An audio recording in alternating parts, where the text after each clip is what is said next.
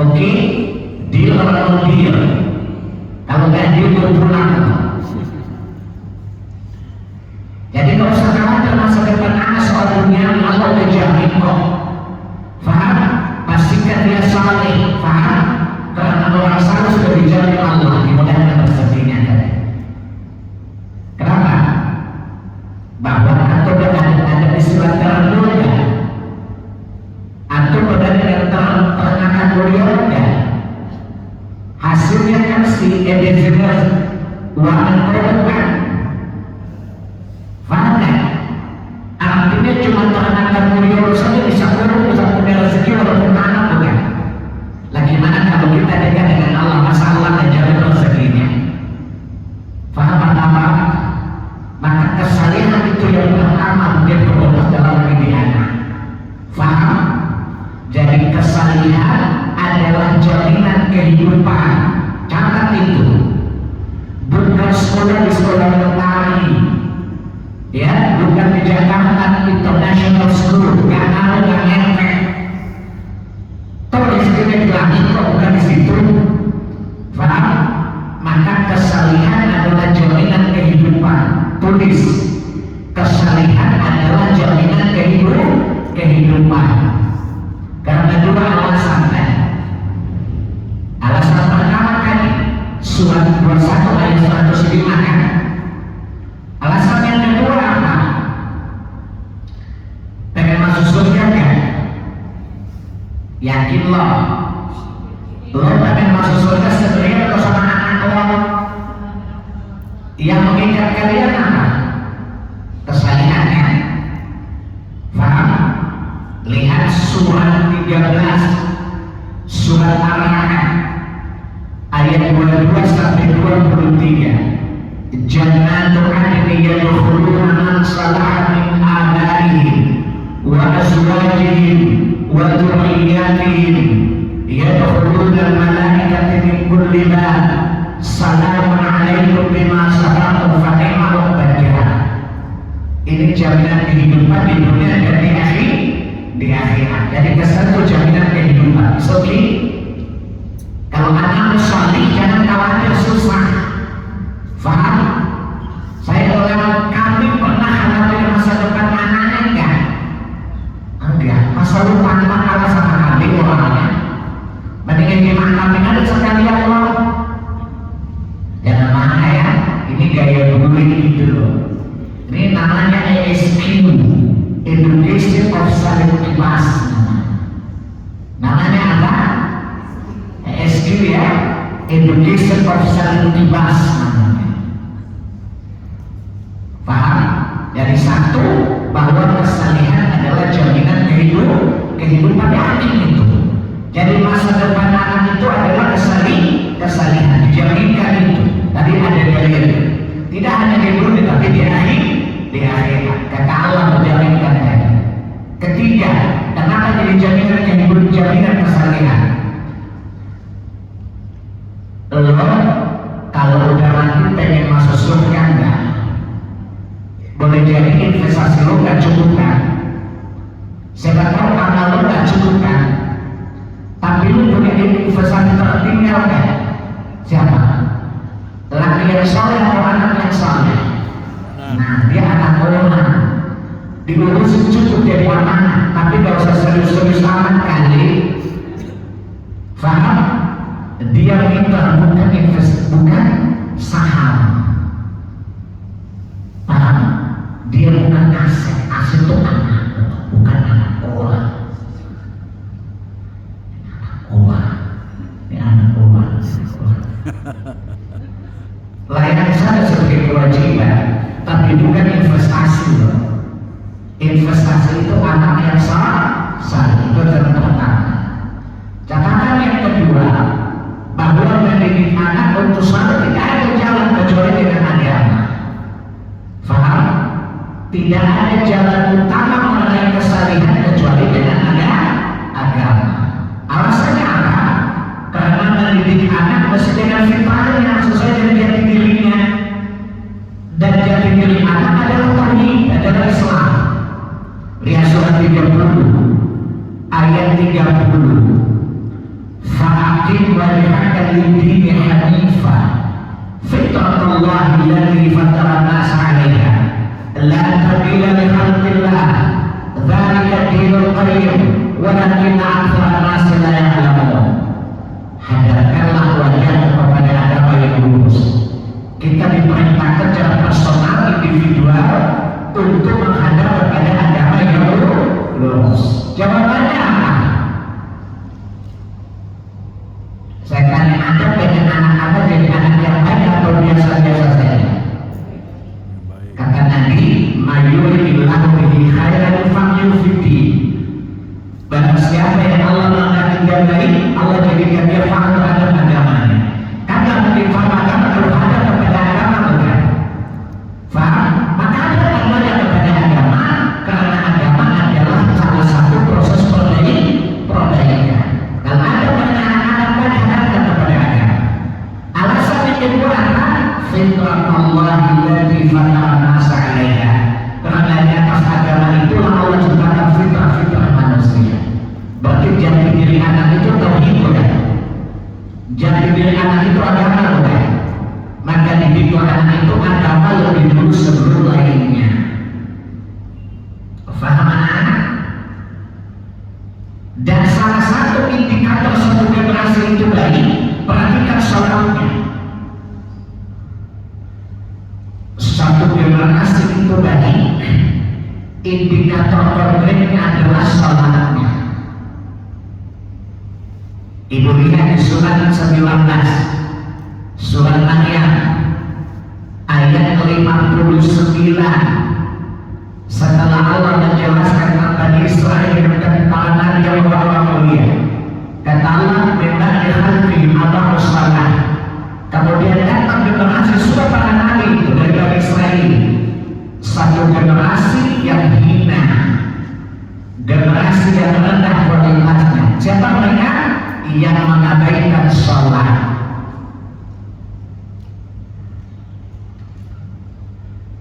Dan mengikuti hawa nafsunya. Generasi kita kalau suruh sholat susah bukan? Tapi kalau nonton konser cepat bukan? Ini generasi tanda generasi itu rusak generasi itu. Jelas? Maka perhatikanlah sholat. Kenapa sholat? Coba lihat.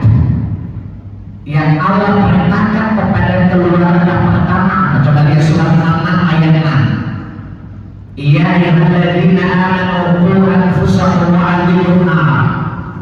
Wahai orang-orang yang beriman, jagalah dirimu dan keluarga dari neraka. Atau lihat Rasul Ibnu Katsir, Ali bin Abi Thalib radhiyallahu anhu ketika menjelaskan makna ayat ini, qu anfusakum wa ahlikum nar, apa kata beliau?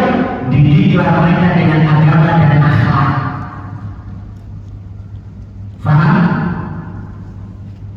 Didiklah mereka dengan agama dan akhlak yang baik. Itu cara kita memproteksi diri dan keluarga dari neraka.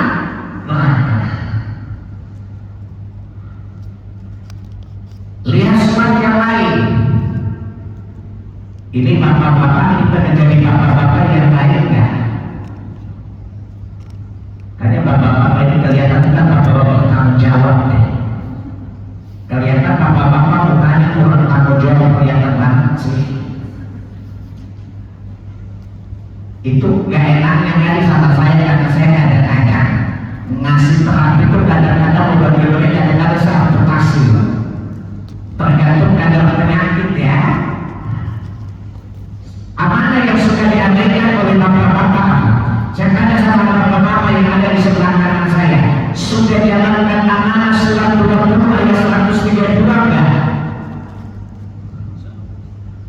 Wa amur ahlaka bis-shalah wasbir 'alaiha. Perintahkan keluarga bersolat. Kan izinkan antum laki-laki kan? Faham? Dan Allah berbilang, Allah tak bilang di sini coba lihat.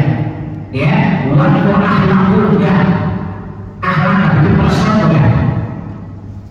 Ini amanah apa-apa bukan? Saya tanya sama antum, sudah dijalani belum? Jawab. Ini saya tanya orang sama sih?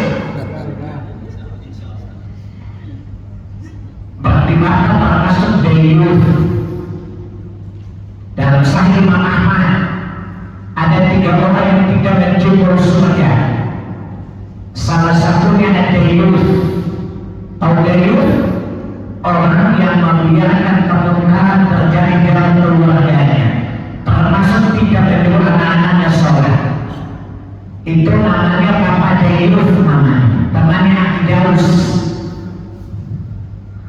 Faham? Jadi kalau bapak-bapak tidak menyuruh anak-anak sholat, itu namanya Dairuf namanya. Kata Nabi Dairuf termasuk 3 orang yang tidak mencoba surga. Na'udzubillah min dzalik. Jangan abaikan kewajiban itu. Akan perbaikilah generasi kita dari sholat dulu. Logika sederhananya apa? Kita ini berada di zaman yang serba ambigu ya. Butuh proteksi kan? Butuh imunitas kan? Imunitas pertama tauhid kan? Iman, imun, aman kan? Faham? Jadi alat proteksi pertama, imunitas pertama iman. Lihat surat 49 ayat yang ke-7 di kalimat yang kedua. Walakin Allah bada ilaikumul imana wa zayyanahu fi qulubikum wa karaha ilaikumul kufra wal fusuqa wal isyan. Akan tetapi Allah menjadikan kalian mencintai keimanan, lalu iman itu menghiasi hati kalian. Ini imunitas tadi. Yang terjadi apa? Membenci kafiran bukan? Membenci segala perbuatan fasik bukan? Membenci segala perbuatan maksiat bukan? Berarti ada unsur penolakan bukan? Penolakan itu kemampuan imunitas bukan? Dan imunitas itu adalah sumber iman tauhid. Itu pertama. Faham anak-anak? Maka akidah Anda dulu diperbaiki. Jangan tertulis anak matematika. Kalau itu ahli matematika loh. Betul kan? Kamu ahli matematika kan? Bapak-bapak banyak kaya tapi main golf sama Harun mau. Mau datang jadi anggota tim golf di berangkat. Mau juga ini tadi. Atau miskin tapi bertanda dengan bilang di surga. Mau yang mana? Hidup ini hanya 2 sesaat bahwa nikmat atau 2 sesaat. Gak ada pilihan ketiga kok. Maka iman dulu. Yang kedua masalah. Jadi untuk membangun imunitas tauhid amal, dan amal yang menjadi alat praktek adalah surah ya surah 29 surah Al-Ankabut ayat 45. Inna salata kana, kata Allah, inna salata tanha 'anil fahsya'i wal munkar. Sesungguhnya salat itu dapat mencegah kita dari perbuatan fahsyah dan munkar. Faham? Dan kalau kita ingin membangun landasan iman, pertama tauhidnya harus kokoh. Yang kedua ibadahnya kokoh, salatnya kata Allah. Inna salata tanha 'anil fahsya'i wal munkar. Kalau ada sejadi salatnya baik, insya Allah terprotek yang itu. Yang jaminkan itu siapa? Bukan dokter. Yang jaminkan itu adalah Allah Subhanahu wa Ta'ala. Maka didiklah anak kita pertama dengan agama, dahulukan tauhidnya, akidahnya, kemudian perharus ibadahnya, dan mulai disibukkan mereka sholat. Saya tanya sama antum, kewajiban syariat yang diibaratkan kepada anak pertama kali apa? Sholatnya. Dalam hadis Abu Daud, kita sholat dan usia berapa anak diperintahkan sholat? Hadis nomor 672. Kata Nabi belum Allah betul sendiri. Suruhlah anak-anak kalian sholat ketika usia 10 tahun, ketika 7 tahun. Fadlikum dan pukullah mereka ketika berusia 10 tahun. Menunjukkan bahwa sholat itu sudah menjadi kewajiban anak ketika usia 10 tahun. Jadi kalau anak ngomong begini, saya belum alim, saya belum 15, bilang kalau puasa perlu 15 dulu. Faham? Kalau zakat perlu 15 dulu, kan puasa 10 tahun sudah wajib. Di mana indikator wajibnya? Karena sudah pukul. Dalam filosofi fikih tidaklah sesuatu perintah jika ditinggalkan disertai dengan sanksi kecuali wajib. Faham? Nah, ini amanah yang bapak-bapak bisa ambil, bukan tanggung jawab di kegiatan jalankan dengan baik, maka saya bayangkan hari kiamat kamu yang ada seperti orang tua di mana di akhirat. Jangan tersinggung bapak-bapak yang ini rukyah tingkat tinggi namanya. Yang cuma tahu kan. Jadi perhatikanlah sholat anak-anak kita dari saya. Faham sesuai tauhid. Tadi saya bilang Allah menjelaskan bahwa indikator satu generasi itu baik lihat sholat. Tadi surah 19 ayat 59 ya. Faham? Yang kedua apa? Suatu generasi akan tumbuh di atas kebaikan dan terselamatkan dari kejahatan kalau dia mentauhidkan Allah dan sholat. Maka jaga sholat. Baik itu produknya hari ini. Karena kemarin kita sepakat hari ini spesial tanya jawab ya. Sekali lagi saya tidak nanya antum, saya yakin antum tak bisa jawab. Walaupun kalau saya tanya bisa jawab enggak, jawaban Anda sangat meyakinkan, tapi demi Allah saya sangat tidak yakin. Karena saya setiap ditanya antum mau nanya apa? Ibu-ibu duluan, ini kan kita banyak itu ada masalah.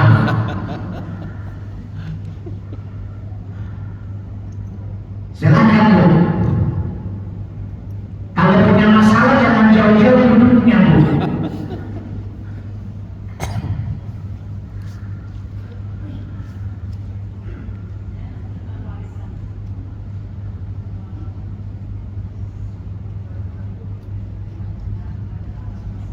Bu, tidak terdengar jelas.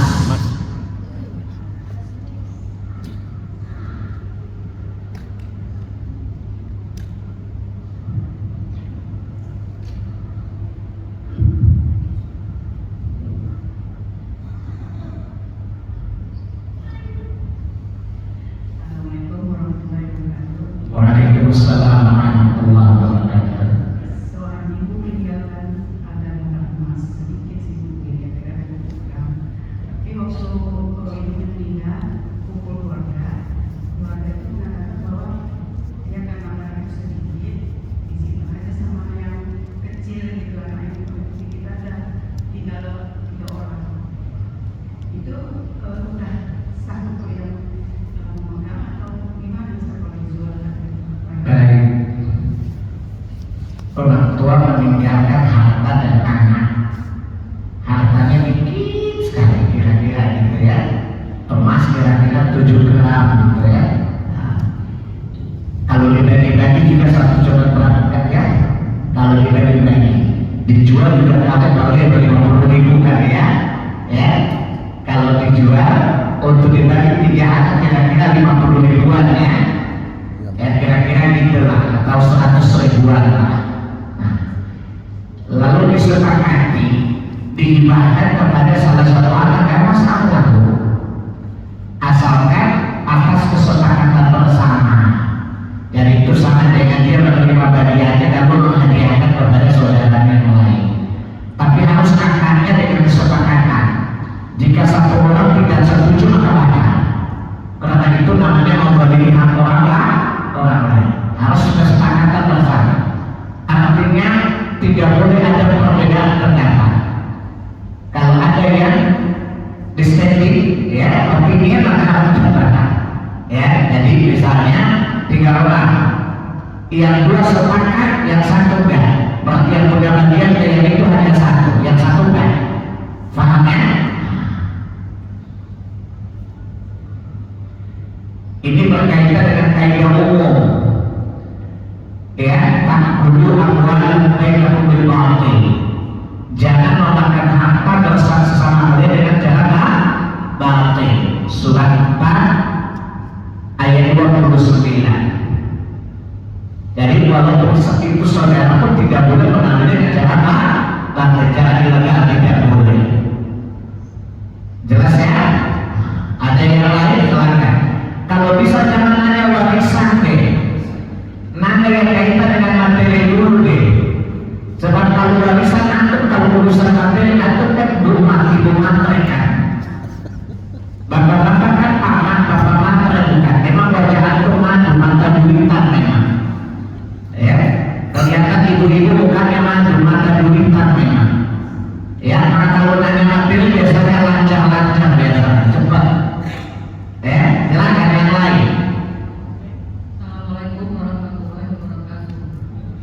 Waalaikumsalam warahmatullahi wabarakatuh. Tadi sudah bilang kepikiran seorang anak itu banyak mungkin dari ibu. Tapi ada dalam satu keluarga ibunya dan ya itu pintar, tapi yang pintar bapaknya. Karena mereka bilang ibunya itu ya lemot-lemot lah gitu. Tapi alhamdulillah anaknya dia alhamdulillah pintar gitu. Dan kata Ustaz tadi kok gennya dari ibu ternyata yang pintar bapaknya gitu. Baik. Sebenarnya ibunya pintar kan cuma yang diasah. Sebenarnya ibunya itu pintar kayak ibu ini udah pintar cuma jangan diasah sebenarnya. Makanya tumpul. Ya, ibu terlihat cerdas kok, cuma jarang diasah aja.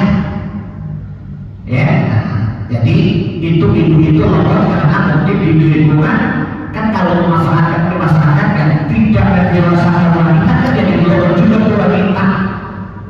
Betul ya? Tapi kalau dia di komunitas di mana anak-anak wanita dan dididik dengan baik, insya Allah dia cerdas bu. Itu menunjukkan gen wanita ini asalnya cerdas. Cuma karena pisaunya kayak diasah jadi tumpul. Kayak ibu-ibu ini cerdas kelihatan, cuma dalam diasah. Ya, ibu tajam kalau gibah namanya imagi. Ya, ikatan majelis gibah. Itu kalau gibah tajam sekali. Lalu terus masa sih beneran serius loh, masya Allah. Ya, ibu kalau di majelis ilmu gini kurang begitu tangga. Tapi kalau jadi imagi, tahu imagi nggak? Ikatan majelis gibah usmana serius loh, beneran, yakin, masa sih? Nauzubillahi min dzalik. Ya, ini sekedar contoh pasti juga sih. Cuma survei membuktikan. Dan ibu ini kan ibu muda, iguana. Ibu baru di mana-mana bukan? Ya. Baik, silakan yang lain, silakan. Jadi kalau misalnya kita lupa pada saat rakaat kedua tidak tahiyat awal, dan kan teringat Ustaz ternyata pada rakaat ketiga itu tahiyat awal berarti jumlahnya bisa ada jadi 5 ya, termasuk 6 rakaat. Nah itu gimana atau kita tidak tahiyat awal atau 4 rakaat di akhirnya? Pernah saya jelaskan, kita masih hari ini mestinya baru sunnah sholat kan. Sholat itu terdiri dari 5 syarat, rukun, wajib, sunnah, dan makruh. Jelas ya? Hukum terikat. Saudara sekarang, apa itu syarat? Sesuatu yang dipenuhi sebelum sampai akhir sholat. Kalau di tengah jalan batal satu syarat, mulai dari awal dari awal itu syarat. Yang kedua rukun. Ya, rukun itu apabila terlewatkan saja diganti. Ya, tidak usah dari awal, cukup diganti pertiga, wajib sujud sahwi di belakangnya. Nah wajib, kalau sengaja meninggalkannya batal sholatnya. Tapi kalau terlupakan maka tidak usah diulangi. Tapi wajib kafaratnya sujud sahwi. Faham? Di antara wajib sholat adalah tahiyat awal. Kemarin sudah jelaskan hadisnya. Tapi bukan antum namanya kalau hafalkan. Antum itu catatannya rapih, ingatannya rapuh. Namanya teori rapih rapuh. Jelas ya? Jadi kalau misalnya sengaja meninggalkan tahiyat awal batal sholat. Tapi kalau terlupakan, kemarin saya kasih contoh kan. Mestinya antum bangun kan gini, mesti duduk kan ikhtiras. Tapi rupanya antum lupa lalu berdiri. Kalau masih rugi ingat duduk. Karena termasuk berhukum.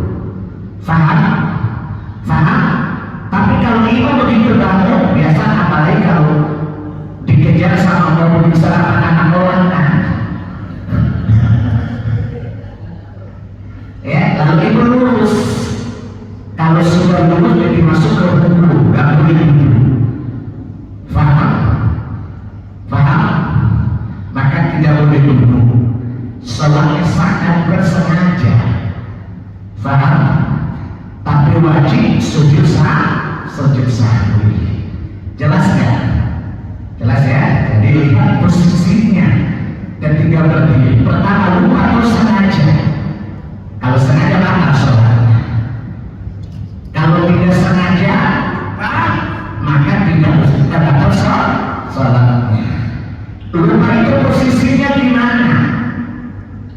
Ingat pas sudah lulus atau masuk mungkin. Paham? Kalau sudah lulus nggak boleh. Karena kita sudah masuk ke rukun nggak boleh balik ke awal. Tapi kalau masih mungkin, berarti belum masuk ke rukun berikutnya. Maka wajib duduk, baca tasyahudnya, kemudian berdiri tanpa perlu sujud sahwi. Karena dianggap tidak melakukan kesalahan. Karena sudah terbayarkan kesalahannya. Faham? Jadi jangan nambah rakaat. Nanti kata malaikat nomor tidak dikenal. Karena penanya nambah rakaat. Ya, yang salahnya satu diganti satu dalam ganti 8. Jelas ya? Di sini pentingnya kita belajar kan? Baik, jelas. Ada yang lain?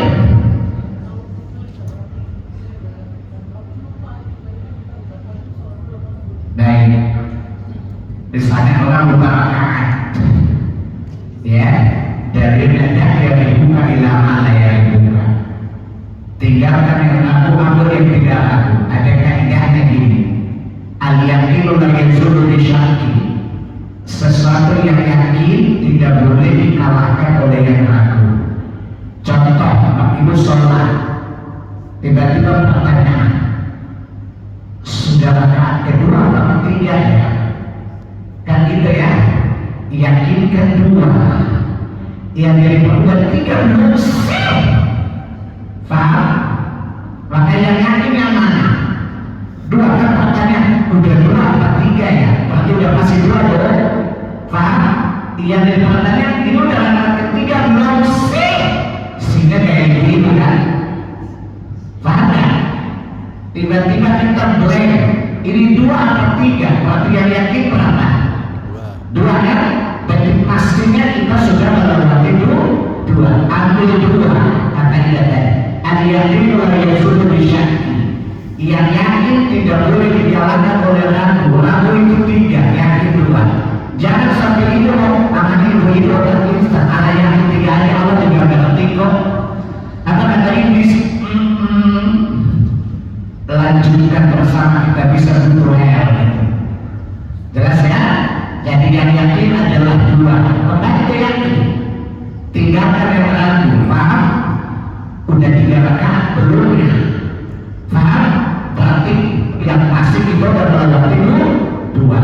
Dari dia melakukan 3. Ambil yang 2. Jangan ambil yang gampang. Supaya cepat 3 aja deh. Tawakal. Apa kata Iblis? Paham? Paham kan?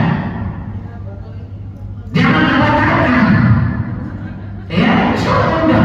Itu namanya mempersulit diri. Namanya takalur, memberat-beratkan diri tidak disukai oleh Allah Jalla.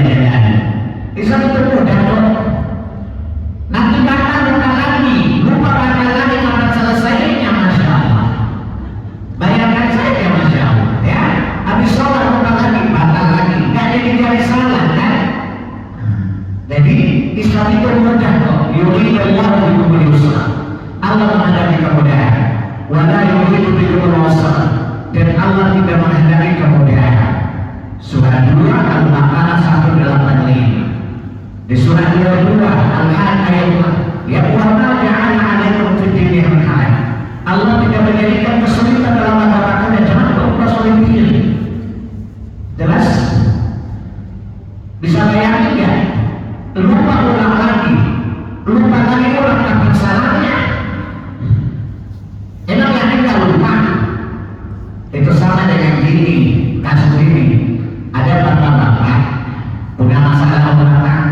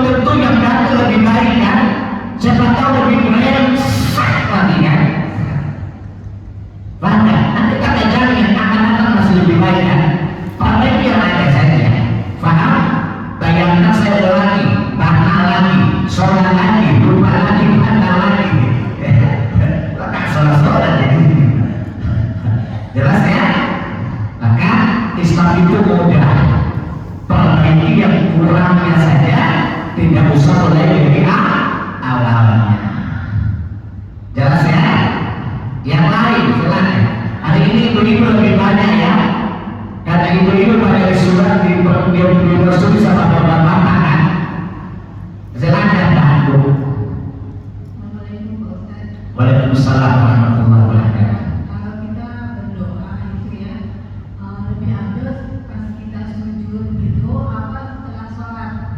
Soalnya ada yang bilang katanya kalau kita berdoa setelah sholat itu nggak diterima gitu loh. Terus satu lagi Ustaz, kalau kita berdoa di luar sholat itu apakah boleh kalau kita hafal itu kita baca gitu karena kita hafal ya. Berdoa di dalam sholat itu bahasa Ambon tokja, artinya lebih mudah untuk diterima. Berdasarkan hadits Bukhari dan Muslim dalam lafaz Muslim, apa yang dibaca ketika sujud kemarin sudah saya jelaskan bulan lalu. Ya, kata Nabi, seorang hamba paling dekat dengan Tuhan ketika dia sujud, maka perbanyaklah doa ketika sujud. Paham? Jadi kata orang bilang jangan sujud, jangan baca doa, itu namanya nambah-nambah bacaan. Bila yang nambah itu kalau nggak ada perintahnya, kan dibolehkan oleh Nabi kan? Kata Nabi sallu kama ra'aitumuni usolli. Sholat kalian sebagaimana oleh kamu sholat. Dan Nabi memperbanyak doa ketika sujud. Paham ya? Di dalam sholat waktu yang paling mustajab untuk berdoa itu dua tempat. Pertama ketika sujud, ada riwayat Bukhari Muslim. Yang kedua riwayat Muslim dari Abdullah bin Mas'ud radhiyallahu anhu. Apa kata Abdullah bin Mas'ud? Nabi mengajarkan kami tasyahud sebagaimana Nabi mengajarkan kami baca Al-Quran, dan beliau memerintah kami memperbanyak berdoa sesudah tasyahud sebelum salam. Paham ya? Jadi membaca doa di dua tempat ini masyhur disyariatkan. Paham? Maka berdoa di tempat ini paling mustajab untuk berdoa. Ini termasuk waktu-waktu yang gampang untuk diijabah Allah Subhanahu wa Ta'ala. Masalah muncul, saya nggak bisa bahasa Arab Ustaz, itu masalah loh. Jawabannya berdoa cukup di hati saja, tidak dengan lisan. Paham? Kalau ingin berdoa ada dua tempat tadi, kalau ini masalah maka cukup dengan hati saja, tetap berdoa. Paham ya? Ada pun juga saya pengen berdoa tidak masalah, bukan tidak terijabah, itu namanya sotoy. Ya, kalau sholat habis, berdoa habis sholat tidak terkabulkan, dari mana dia tahu? Paham? Tetapi kalau bicara yang paling mudah untuk dikabulkan adalah ketika sujud dan sebelum tasyahud. Ada pun berdoa sudah sholat apa boleh, ya tidak apa-apa, tapi lebih utama kalau ingin doanya diijabah di dua tempat aja. Jelas ya?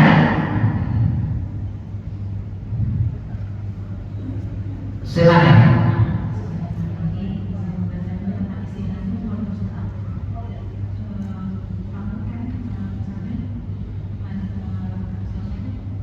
Mulutnya jelas gitu loh.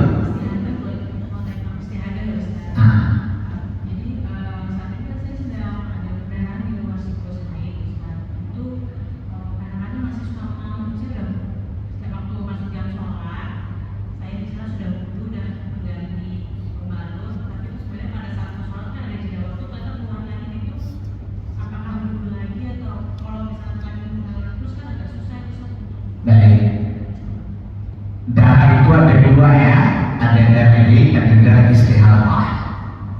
Kalau darah haid berjalan, maka haram sholat. Nunggu sampai berhentinya, kalau dia mandi junub baru sholat. Itu kalau haid. Ya, maka tanya ke dokter, ini darah haid atau darah istihadah? Karena kadang-kadang wanita apalagi usia di atas 40 kan mengalami gangguan siklus haid. Ya, sudah terjadi kekacauan. Karena terjadi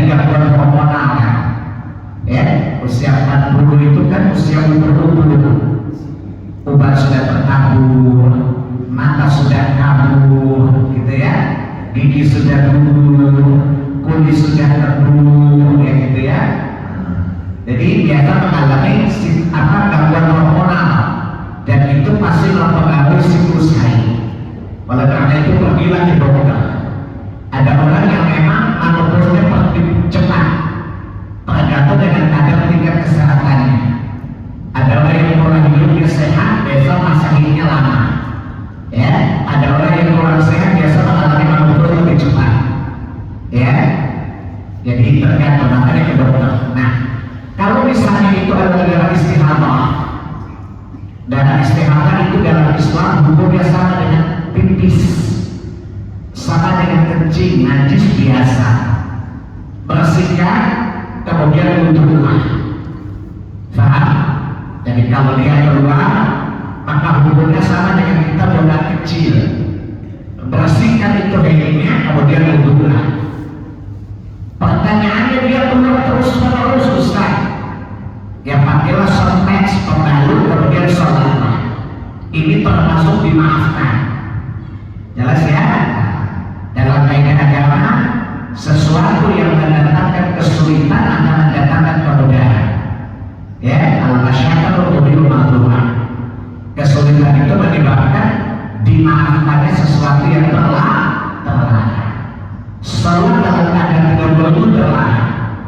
Tapi kan masalahnya kan tidak memungkinkan untuk normal kan? Maka pada saat itu yang terlarang dimaafkan oleh Allah untuk dilakukan. Jelas ya? Ibu-ibu break dulu ya bapak-bapak ya. Nanti bapak bilang saya biasa gender. Ya, silakan Pak.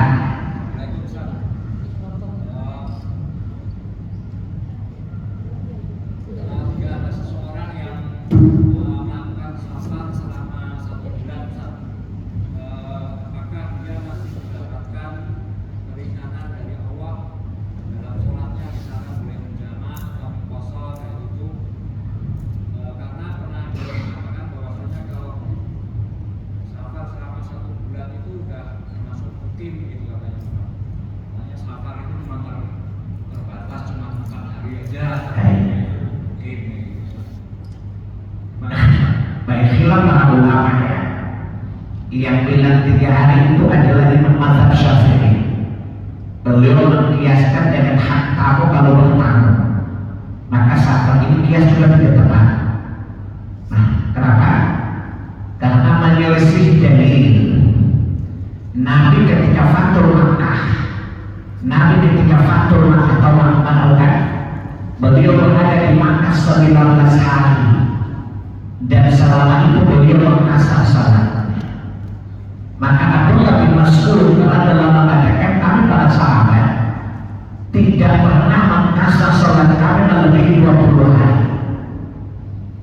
Agar ini menjadi pemodis ya, bahwa lebih baik mengkasar salat itu batas maksimalnya 20 hari sebagaimana amalan para sahabat.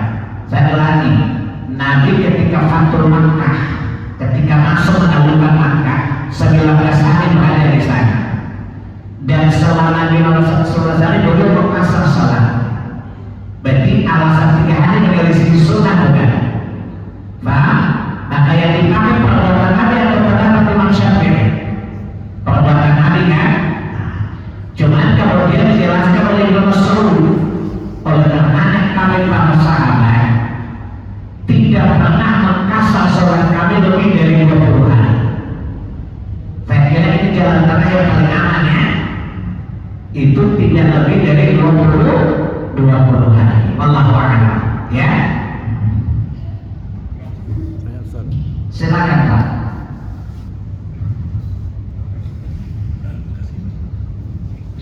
Assalamualaikum warahmatullahi wabarakatuh. Menyangkut mengenai anak Ustaz. Jadi anak itu SD-nya sudah kita masukkan di sekolah Islam, SMP-nya sudah, SMA-nya sudah. Tapi waktu dia kuliah kena pergaulan di kampus sehingga sholatnya itu belang-belang begitu. Nah, kita sudah ingatkan lagi anak kita. Nah, apakah anak tidak melaksanakan sholat itu orang tuanya itu kena dosa atau tidak? Terima kasih. Assalamualaikum. Dosa kalau membiarkannya. dosa jika tidak mengingatkannya. Contohnya suka nanya gini, Pak, saya udah kasih anak saya sekolah dari SMP sampai SMA, sekolah agama, ternyata begitu besar tidak seperti yang saya harapkan. Allah nggak nanya hasilnya, yang Allah tanyakan prosesnya. Faham? Bapak sudah mendidik dengan baik tidak? Itu jadi tanggung jawab Bapak. Faham? Adapun hasilnya itu urusan Allah. Nama contoh, apa keluarga Nabi Nuh mendidik anaknya? Tapi anaknya nggak beriman kan? Nabi Nuh nggak disalahin. Faham? Kalau Nabi Nuh telah menjalankan kewajibannya dengan baik. Nabi Ibrahim apa pulang dakwahnya kepada ayah? Ayah nggak beriman. Nabi Ibrahim nggak disalahin kan? Karena sudah menjalankan kewajiban. Jelas Bapak ya? Jadi kalau misalnya kasus seperti Bapak nanya, dosa kalau Bapak lihat tapi tidak memberi peringatan. Karena Allah nanti mengatakan, ya, man ra'a minkum munkaran falyughayyirhu biyadihi. Siapa bagian kemungkaran adalah lakukan dengan tangannya. Fa illam yastati' fa biqawlihi, wa bilisan dengan lisan. Tetapi tetap melakukan. Faham ya? Kalau Bapak melihat anak-anak tidak sholat dengan alasan, kan sudah saya ajari, dia salah dia lah. Ini juga salah. Karena mesti ada amal ma'ruf nahi munkar di dalam rumah tangga kita. Jadi kalau kita melihat kemungkaran tidak mencegahnya berdosa, karena kita tidak mencegah kemungkaran di dalamnya. Jelas Bapak ya?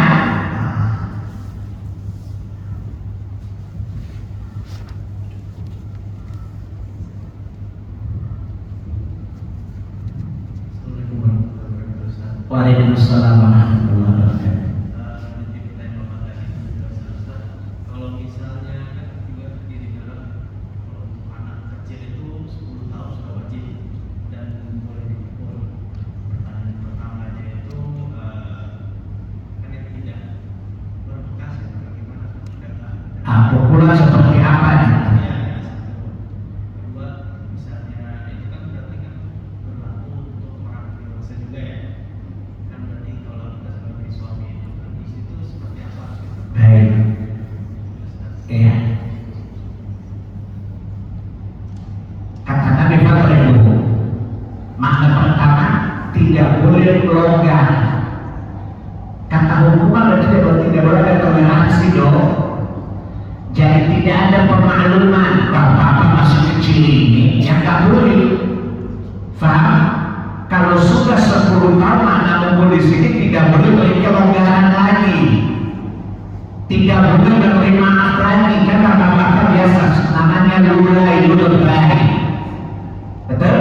Bapak-bapak masih anak-anak ini apa kata Iblis? Hal ya, makna pukulan di sini aja tegas. Tidak boleh ada ulang pemaafan, tidak boleh cari alasan untuk membiarkan anak itu tidak sholat. Itu pertama. Yang kedua, kalau memang butuh pukulan, tentu pukulan yang tidak melukai tentunya. Ya, alat pukul yang dikatakan tidak membahayakan. Ya seperti pukul betis, tidak seperti kata Ali bin Abi Thalib kalau pukul bini. Jelas ya? Pukulan di sini pukulan tidak melukai. Ada seorang psikolog mengatakan yang tidak boleh Ustaz, itu namanya berlaku kekerasan kepada anak. Nabi lebih tahu keras daripada lo cuma psikolog setan. Jelas ya? Nabi itu bicara berdasarkan wahyu, kan tak logika wahyu dengan wahyu ini. Beda kali kalau Nabi yang ngomong, masa Nabi salah? Ya nggak mungkin lah. Jelas? Tapi dalam teori pendidikan modern nggak boleh asal buruk, saya bilang. Ya? Oh, teori pendidikan itu logika bukan? Boleh jadi logis, logika setan bukan? Ada pun yang dibicarakan wahyu, nggak mungkin salah keles wahyu. Lalu kan wahyu itu, ya? Itu kan wahyu kebetulan wahyu apa bukan? Ada pun yang bicara adalah wahyu. Sehingga teori pendidikan tidak boleh membantah, mengalahkan edukasi Allah Jalla dan Rasulnya satu. Yang kedua, saya pernah ditanya sama bapak-bapak, Ibu-ibu nanya sama saya, Pak Salim, kalau suami saya nggak sholat boleh dipukul nggak? Jawabannya ini yang sepulahnya dipukul gimana tuh makanya? Itu pertama kias kan? Kias yang kedua adalah hadis Abu Dawud. Jika seorang suami bangun sholat malam, bangunkan istrinya untuk sholat malam. Jika istrinya tidak bangun, percikan anak di mukanya, kita sholat sunnah bukan? Kalau sholat sunnah tidak bangun, percikan mukanya dengan anak di mana sholatnya, jadi mungkinlah. Faham? Begitu sebaliknya hadis Abu Dawud kata Nabi, jika dia bangun dulu istrinya, kemudian dia sholat, maka bangunkan suaminya sholat. Jika suami tidak bangun, ambil alat percikin ke mukanya. Pertanyaannya, barang-barang sunnah bukan? Tapi kalau nggak bangun dipercikin, gimana kalau wajah ditinggalkan? Dipercikin atau digebuki? Jelas? Artinya boleh suami maupun istri kalau meninggalkan sholat wajib. Ya kalau sunnah ada dipercikin air, gimana yang wajibnya? Jelas? Tentu pukulan di sini berupa pukulan yang edukatif ya, yang tidak membahayakan dan tidak mencederai tubuhnya. Jelas ya? Jelas ya? Jadi kalau suami nggak pukul, ya saya pernah cerita di sini kan, saya disuruh sholat usia 7 tahun, tapi berarti laki-laki 4. Saya adalah yang paling cewek dan tukang protes. Tapi kadang Allah ibu saya cerdaskan. Sebelum jawaban selalu masalah sudah dijawab. Saya suka bilang begini ke bapak saya, papi, saya anak kecil ngapain disuruh sholat? Saya kan belum balik. Apa kata ayahku? Kamu berapa usia? 7 tahun. Kalau kamu sholat gak berdosa, tapi ayah diangkat oleh Tuhanmu, karena Allah menyuruh aku menyuruh sholat. Mau gak kalau dia dan bapak diangkat? Enggak, maka sholatlah supaya ayah tidak diangkat oleh Allah Subhanahu wa Ta'ala. Faham? Ketika saya kalau sholat masuk ke masjid, jadi kalau kakak saya mau pergi, saya suka banyak alasan. Kalian pergi deh, saya lagi pusing. Ya, ibu saya suka masuk di ramai, nggak panas, tidak ada udhu. Nah, di luar juga nggak hujan, udah ada kelaminnya. Maksud Allah, kalau laki-laki wajib di masjid, nah kecuali udah pasti kelamin kan, atau juga kalau laki-laki di masjid. Lama-lama saya bilang gitu, nggak bisa kita ganti mami aja, di mami keluar pintu, nggak bisa di depan. Ya, jadi tanggung jawab orang tua itu tidak boleh main-main. Allah tanya hasilnya paham? Yang Allah tanyakan adalah ikhtiar, usaha harus maksimal. Jelas ya? Jadi usia 10 tahun tidak boleh dibiarkan pemaafan. Karena ada unsur pukul tadi. Kan bapak-bapak orang Melayu kan? Kata nenek saya dasarnya lancar gitu ya. Nenek saya kan hitam tapi soto Belandaan dia. Ya? Ilanda itu beribu-ribu maksudnya.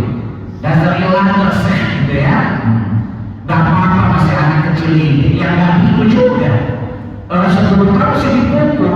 Berarti tidak ada unsur pemaafan, tidak ada toleransi lagi untuk tidak dibiarkan tidak sholat, disuruh sholat. Saya pernah cerita di sini, saya kalau pergi kemana-mana, begitu pulang ke rumah ditanya dulu udah sholat belum? Saya jawab belum nih. Kalau gitu sholat dulu baru makan. Apa kata saya? Mami kata Nabi, kalau makanan berhijab makan dulu. Kata ibu saya, kamu dengar itu dari saya kan? Tapi oke saya pakai balas lagi. Kalau itu terutama ke rumah orang, menyapa tuan rumah dulu atau makanan dulu dimakan. Ya nyapa tuan rumah dulu sobat satu datang menemui Tuhan baru nikmati rezekinya. Faham? Saya sholatnya cepat-cepat. Nama juga anak kecil, belum 10 tahun. Kata saya protes mami, dia sholatnya cepat. Yang penting dia lakukan dulu dan benar belakangan. Yang penting biasakan dulu.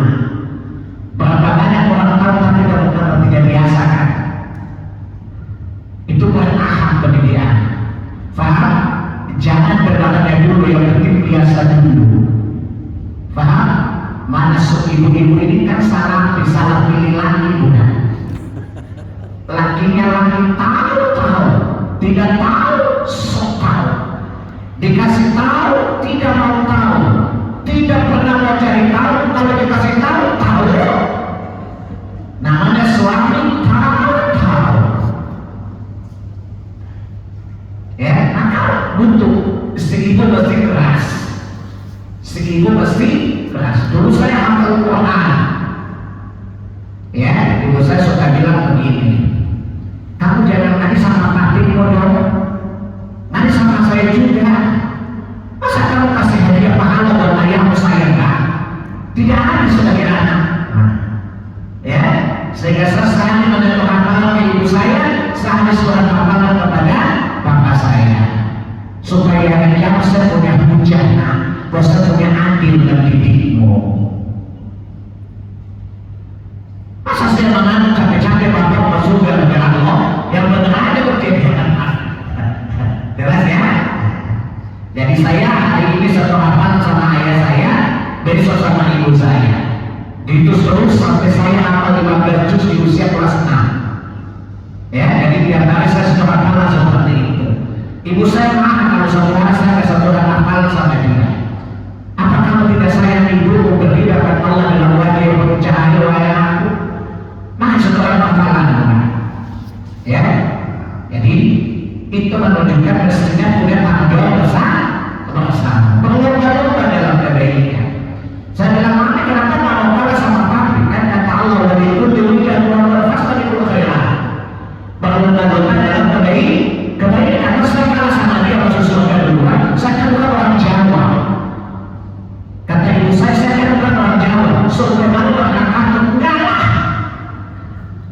Ya, saya pengen masuk surga lebih dahulu dari suami saya. Paham? Saya pengen masuk surga lebih dahulu dari suami saya, supaya saya bisa bersyafaat kepada suami saya. Bukan saya itu suami neraka yang benar aja termasuk rumah neraka itu.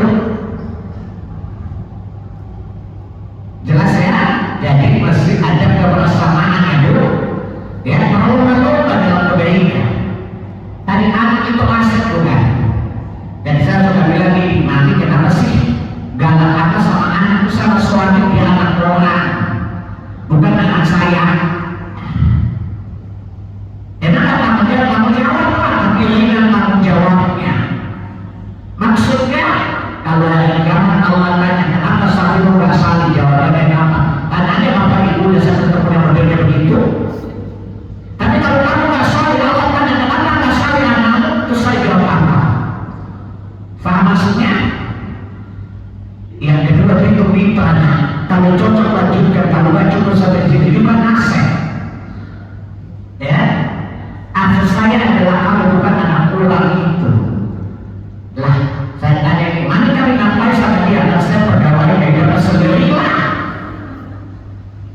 Ya, jangan pegawai dan cuci pakaiannya, memasak untuknya, menyenangkan hatinya sebagai pegawai harus dapat gaji 2 bulanan. Masa iya yang dapat nggak ada gajinya? Jadi saya dapat gaji dari dia, bukan dia kasih gratis buat saya. Betul ya sih? Jelas ya?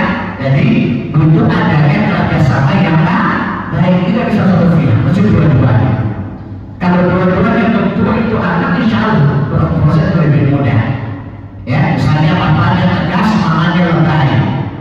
Biasa suka cari perlindungan kan? Paham? Misalnya kadang-kadang orang suka gini, kalau bapaknya keras atau mamanya keras, apa kata bapaknya? Jangan paksaan dalam urusan agama, la ikraha fid din. Ini namanya babon, bapak